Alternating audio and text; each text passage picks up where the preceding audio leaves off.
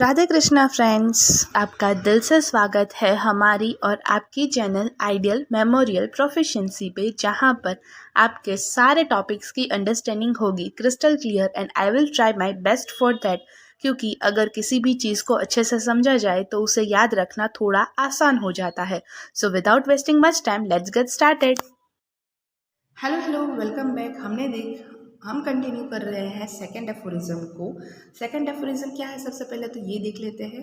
The highest ideal of cure is rapid, gentle and permanent restoration of health और removal and annihilation of the disease in its whole extent in the shortest, most reliable and most harmless way on easily comprehensible principle। ये पूरा का पूरा second aphorism है जिसको हमें पूरा का पूरा लाइन टू लाइन याद रखना है। और इसको समझने के लिए हमने इसे 3 पार्ट्स में डिवाइड कर दिया था कि हम इसे 3 डिफरेंट हेडिंग्स के अंदर पूरे के पूरे एफोरिज्म को कवर करेंगे। जिसमें से फर्स्ट था the cure must B rapid, gentle and permanent. वो हमने कल की वीडियो में देख लिया। Now, second point is the cure means removal and annihilation of the disease from its whole extent। आज हम ये देखने वाले थे। क्विक रिवीजन कर लेते हैं हमने कल क्या किया था उसका। The cure must B rapid, gentle and permanent. Rapid क्यों? रैपिड का मतलब होता है सबसे पहले तो क्विक और स्पीडी होना चाहिए जो भी क्योर है वो। इसके 2 रीज़न है, क्योंकि जितना ज़्यादा पेशेंट सफ़र करेगा उतना ज़्यादा टिश्यू के डैमेज होंगे और जितना टिश्यू के डैमेज होंगे उतना ही डिसीज़ इनक्यूरेबल बनता जाएगा। फिर डिसीज़ है वो एक जात की सफरिंग है, तो वो पेशेंट्स को ज़्यादा से ज़्यादा पेन या फिर एगोनी कोज करेगा, उसकी कंडीशंस को वर्स बनाता जाएगा क्योंकि वो एक सफरिंग है। तो जितना वो जल्दी ठीक हो जाएगा वो उतना पेशेंट के लिए ही अच्छा होगा। लेकिन ये जो वर्ड रैपिडिटी है वो एक रिलेटिव टर्म है, क्योंकि ये नेचर ऑफ द डिसीज़ पे डिपेंड करता है। डिसीज़ कैसे नेचर का है उस पर डिपेंड करता है कि कितना रैपिडली उसे हम क्योर कर सकते हैं। हिस्ट्री में हमने देखा है कि कई सारे फिजिशियंस ने भी ये रैपिड, जेंटल और परमानेंट वाला फिनोमेना यूज़ किया है। हैनेमन सर ने अपनी क्रॉनिक डिसीज बुक में मेंशन किया है कि C2T2 एट जुकांडू, ये पहले सेल्सियस सर ने ये स्टेटमेंट दिया हुआ है, यानी the cure must be quick, safe and in permanent manner. Now gentle यानी कि एक ऐसी प्रोसीजर जो माइल्ड हो, जो जिसका बहुत ज़्यादा इल इफेक्ट ना प्रोड्यूस हो, ऐसा कुछ। This means that in the treatment should not be given much to the suffering to the patient because the disease man is already suffering. यानी कि ट्रीटमेंट है वो ऐसी होनी चाहिए जो पेशेंट की सफरिंग को और ना बढ़ाए, क्योंकि पेशेंट कोई ऑलरेडी सफ़र कर रहा है। और ऐसा भी नहीं है कि हमें जल्दी से क्योर करना है तो इस चक्कर में कोई भी हार्मलेस मेथड का हम यूज़ करें पेशेंट की कंडीशन को ठीक करने के लिए। जो ऑर्थोडॉक्स मेथड है ट्रीट करने का पेशेंट का, उससे हैनेमन सर टोटली डिसअपॉइंटेड थे, क्योंकि उनको लगता था कि जो ओल्डन मेथड्स है, लीच एप्लीकेशन या फिर वेनिसेक्शन, ये सारी मेथड्स बहुत ज़्यादा क्रूल मेथड्स है। इस प्रोसीजर से पेशेंट और भी वीक हो जाता है और भी इनक्यूरेबल हो जाता है, क्योंकि उसके वाइटल पावर्स है वो कट आउट हो जाता है, क्योंकि वाइटल फ्लूइड बहुत ज़्यादा लॉस हो जाता है। हैनेमन सर स्ट्रांगली ये एडवोकेट करते हैं कि जो भी मेडिसिन हम दे रहे हैं वो हार्मलेस हो, और उन्होंने होम्योपैथी में भी हार्मलेस और वेल प्रूवन मेडिसिन को ही मेंशन किया है। This made homeopathy the one and only harmless method of therapeutics in the world, and the treatment of sick must be in a gentle manner। और यही चीज़ हमारी homeopathy को one of the harmless method बनाती है in the therapeutic world.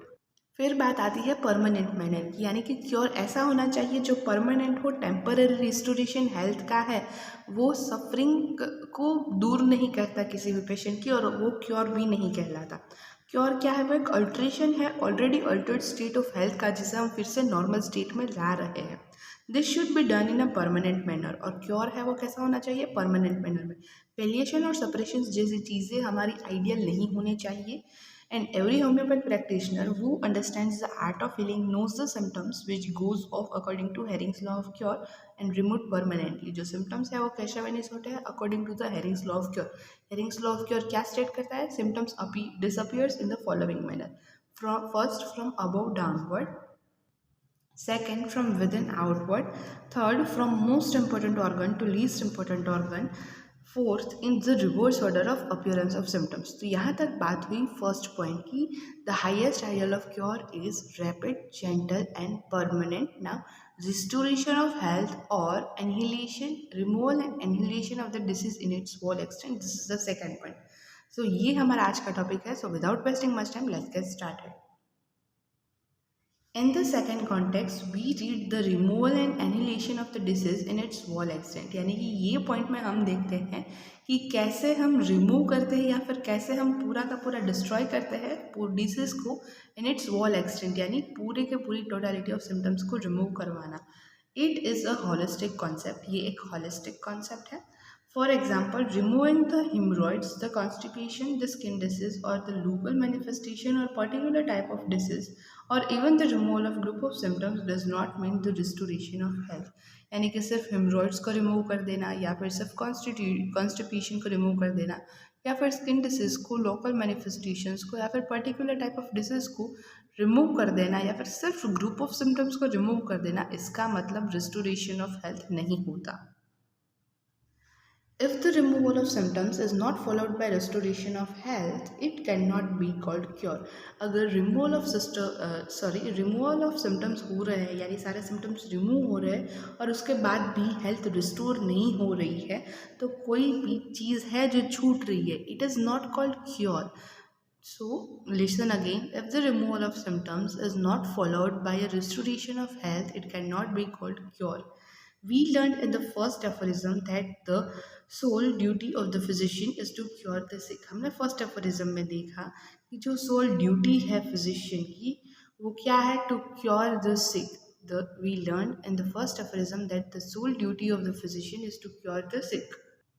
Removal of the state of suffering in its whole extent implies the holistic conception of the organism. यानी कि जो state of suffering है उसको पूरा का पूरा रिमूव करना पूरी एक्सटेंट में, यानी सारे के सारे सिम्टम्स की टोटलिटी के साथ ये एक होलिस्टिक कॉन्सेप्शन है ऑर्गेनिज्म का. डिसीज आर मैनिफेस्टेड और outwardly by different science and symptoms. Disease है वो आउटवर्डली मैनिफेस्ट होते हैं by different science and symptoms of which some may be of the most agonising type, यानी कुछ होंगे जो बहुत ज़्यादा पेन क्रिएट कर रहे होंगे, बहुत हाई इंटेंसिटी के होंगे in the patient, while others may be with the least painful.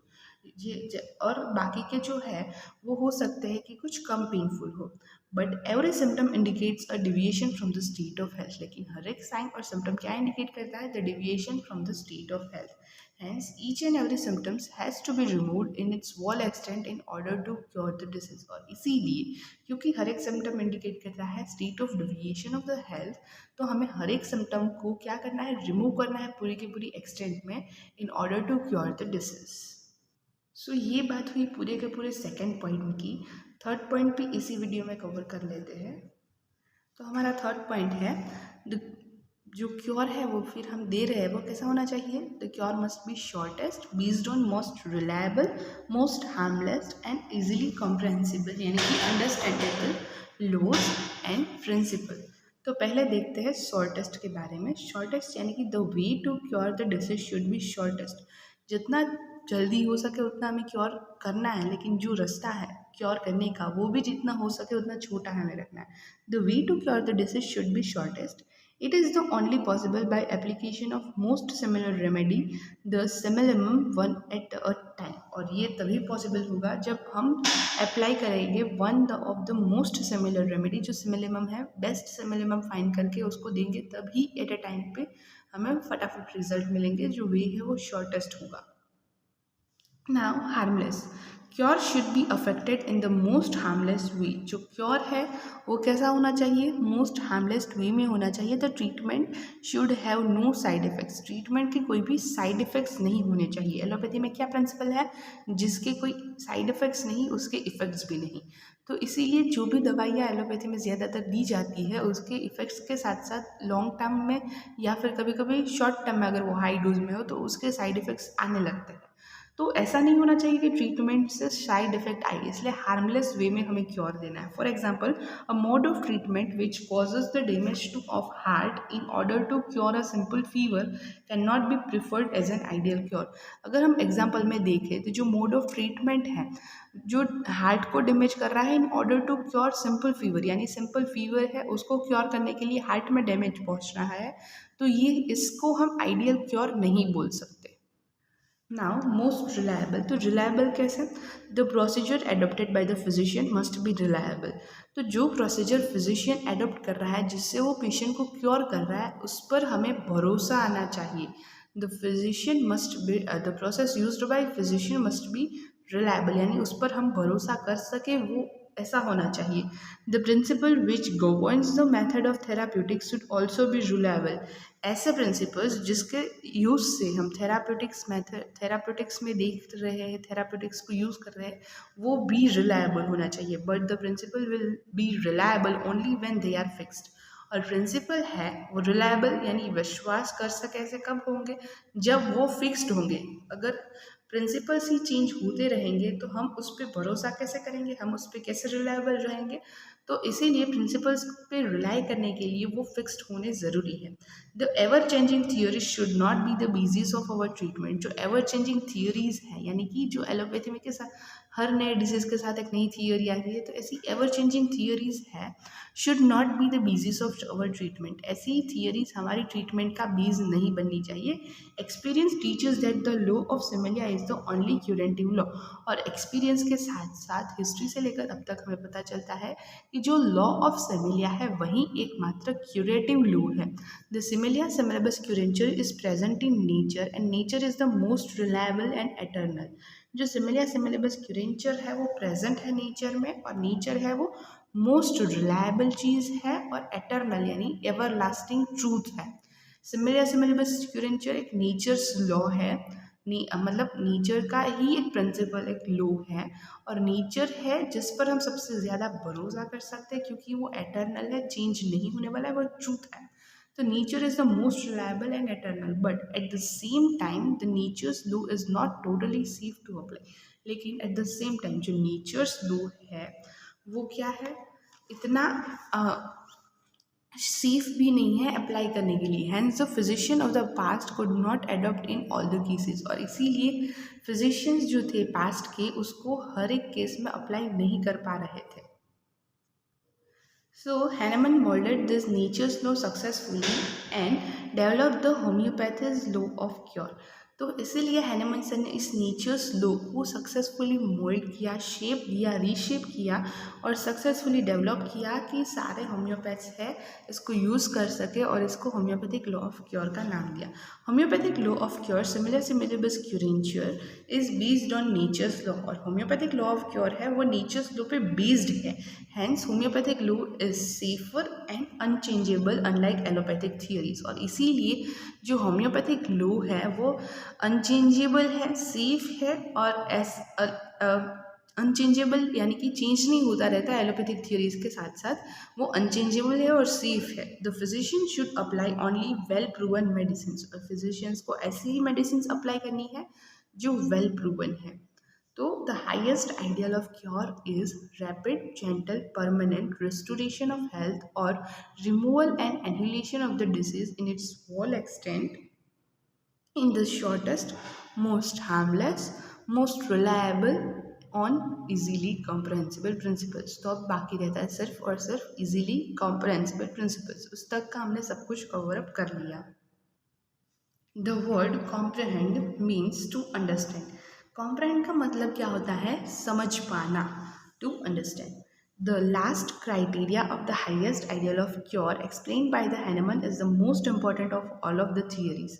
ये जो लास्ट क्राइटेरिया है हाइएस्ट आइडियल ऑफ क्योर का, ये हैनेमन सर ने एक्सप्लेन किया है कि ये मोस्ट इंपॉर्टेंट है बाकी सारी थियरीज से।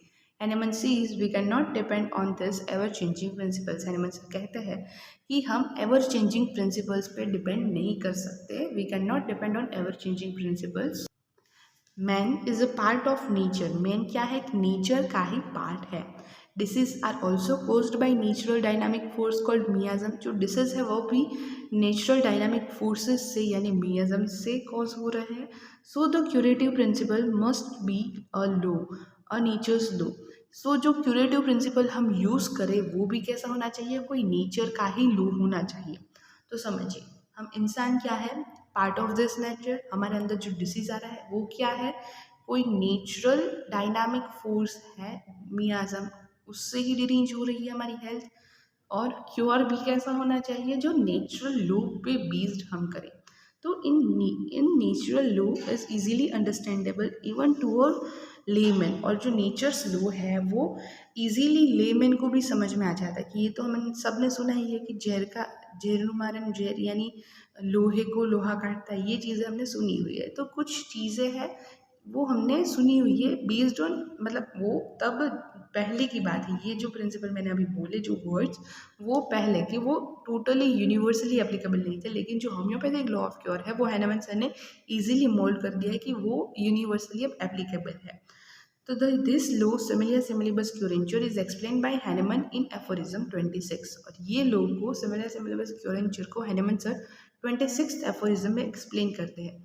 It is very simple to explain as let like be cured by like and easy to understand। और ये बहुत ज़्यादा easy है किसी को explain करना कि let like be cured by like, यानी कि एक जैसी चीज़ें, मतलब दो चीज़ें सेम टू सेम है, लाइक एक दूसरे के लाइक चीज़ें हैं, तो वो चीज़ उसको ठीक कर देगी। मैंने बोला लोहा ही लोहे को काटता है, let like be cured by like.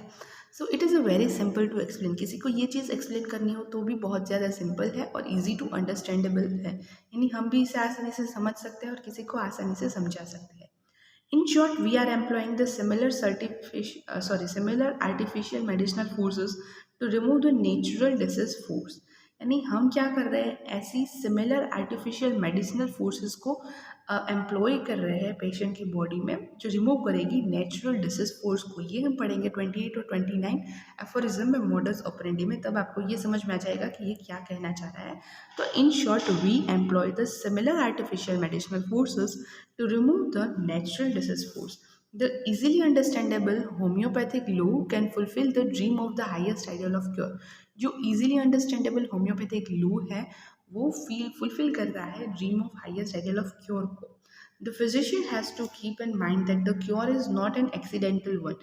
Physician को ये भी याद रखना है कि हैप्पी गो लकी ऑपरेशन नहीं होना चाहिए, 51 एफोरिज्म एक्सीडेंटल नहीं होना चाहिए cure, but by perfectly following the law of similia. वो कैसा होना चाहिए, by perfectly following the law of similia we can achieve cure in the rapid, gentle and permanent manner. और अगर हम इस लॉ को अच्छे से फॉलो करते हैं तो we can achieve the cure in the rapid, gentle and permanent manner. अब यहाँ पर सेकेंड एफोरिज्म जो है वो ख़त्म हो जाता है, लेकिन हम सेकेंड एफोरिज्म के लिए जो लास्ट दो पॉइंट्स हमने रिवाइज किए वो हम फिर से कल के वीडियो में रिवाइज करेंगे, और कल कुछ वाइवा पॉइंट ऑफ व्यू से भी एक दो चीज़ें हम डिस्कस करेंगे। सो मिलते हैं नेक्स्ट वीडियो में, तब तक के लिए tata bye bye. Thank you so much guys for watching this video till now. और अगर यह वीडियो आपके लिए थोड़ी सी भी हेल्पफुल हुई है then please like the video, share the video, subscribe to our channel ideal memorial proficiency. और आपके जो भी सजेशंस है, रिव्यूज़ है, कमेंट में ज़रूर बताइए। I will be grateful for that. Thank you.